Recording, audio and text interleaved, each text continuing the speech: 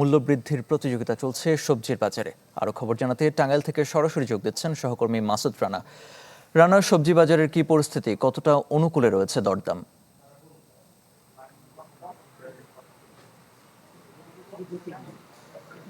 আরফিন, আপনি জানেন গত এক সপ্তাহের ব্যবধানে বেশ কিছু নিত্য পণ্যের দাম কমলেও অনেক নিত্য পণ্যের দামই কিন্তু অপরিবর্তিত রয়েছে। গত এক সপ্তাহ আগেও বেশ কিছু নিত্য পণ্যের যে দাম আমরা দেখেছি, আজকেও বেশ কিছু নিত্য পণ্য যেগুলোর মধ্যেও আমরা দাম অপরিবর্তিত আজকে চলমান রয়েছে। আমি এই মুহূর্তে রয়েছি টাঙ্গাইলের সর্বশেষ বড় পাইকারি এবং খুচরো বাজার পার্ক বাজার এলাকায়। আমার পিছনে যে দোকানগুলো দেখছেন, এখানে কিন্তু সকাল থেকে রাত পর্যন্ত এই বাজার চলে এবং এখান থেকে কিন্তু টাঙ্গাইল শহর এবং উপজেলা পর্যায়ে যে বাজারগুলো আছে, হাটগুলো আছে, সেই জায়গাগুলোতে কিন্তু এই নিত্যপণ্যের নগদ নিয়ে এলো হার না মানা হার অফার।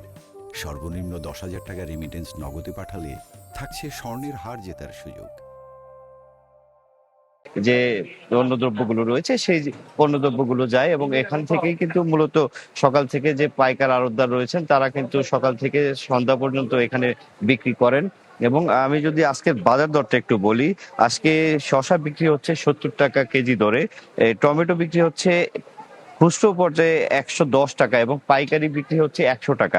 এছাড়াও গাজর বিক্রি হচ্ছে 90 টাকা এবং পাইকারি দরে এটি বিক্রি হচ্ছে কিন্তু 80 টাকা দরে। বেগুন 100 টাকা কেজি দরে বিক্রি হচ্ছে। দেশি লাউ যেটি রয়েছে সেটি আকার ভেদে 40 থেকে 60 টাকা পর্যন্ত বিক্রি করছেন এখানকার ব্যবসায়ীরা। তবে গত এক সপ্তাহের ব্যবধানে এখানে যে মরিচ বিক্রি হয়েছে 300 টাকা যে মরিচটি, সেটি কিন্তু এখন আজকে সকাল থেকে বিক্রি হচ্ছে 140 থেকে 160 টাকা কেজি দরে। এছাড়াও লেবু বিক্রি হচ্ছে 40 টাকা কেজি দরে।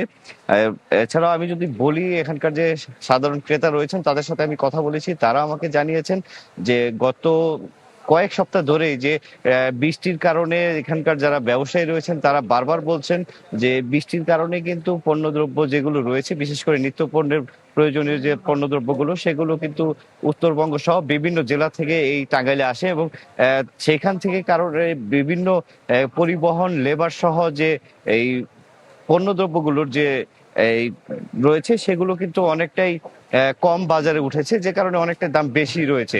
এবং আমি টাঙ্গাইলের যে আরো ব্যবসায়ী রয়েছে, এই খুচরো এবং পাইকারি ব্যবসায়ী রয়েছে, তাদের সাথে কথা বলেছি, তারাও আমাকে জানিয়েছেন যে জেলার বাইরে বিভিন্ন উপজেলা থেকে এই পণ্যদ্রব্যগুলো টাঙ্গাইলে আসে এবং সেই রানা, ধন্যবাদ আপনাকে।